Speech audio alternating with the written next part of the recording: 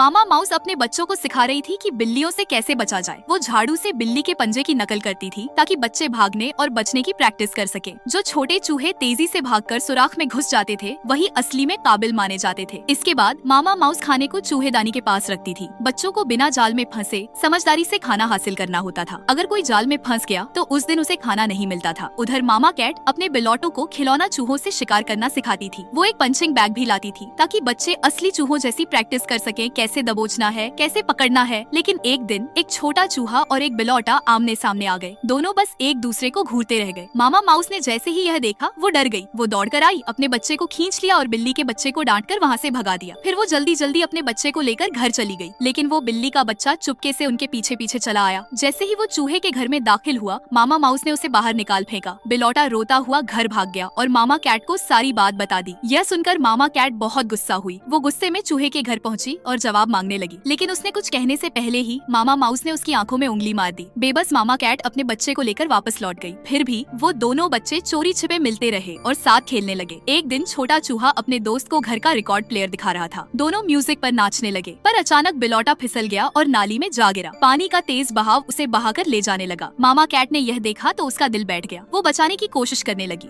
लेकिन नाली का रास्ता उसके लिए बहुत छोटा था। तभी छोटा चूहा हिम्मत दिखाकर नाली में कूद गया। यह देखकर मामा माउस भी डर गई। दोनों माएं बेचैन हो गईं। वो छोटा चूहा एक टूटी हुई गिटार को नाव बना लेता है और अपने दोस्त को बचाने के लिए पूरी ताकत से पैडल मारता है। जब बिलौटा भंवर में खींचने वाला था तभी छोटा चूहा ठीक समय पर पहुंच गया। वो ऊपर की लकड़ी के तख्ते को पकड़ लेता है और बिल्ली का बच्चा उसकी पूंछ पकड़ लेता है। दोनों पानी के भंवर के साथ घूमते हुए ऊपर आ जाते हैं और जमीन पर सुरक्षित गिरते हैं। दोनों माएं अपने बच्चों को सही सलामत देखकर खुशी से रो पड़ी। जल्दबाजी में उन्होंने एक दूसरे के बच्चे को ही गले लगा लिया। उस दिन के बाद बिल्लियाँ और चूहे अच्छे दोस्त बन गए। लेकिन तभी मामा कैट को याद आया जब मामा माउस ने उसकी आंख में उंगली मारी थी। उसने तुरंत वही हरकत दोबारा कर दी और फिर दोनों परिवार अपनी पुरानी लड़ाई में लौट आए। एक न खत्म होने वाला झगड़ा जो हमेशा चलता रहेगा।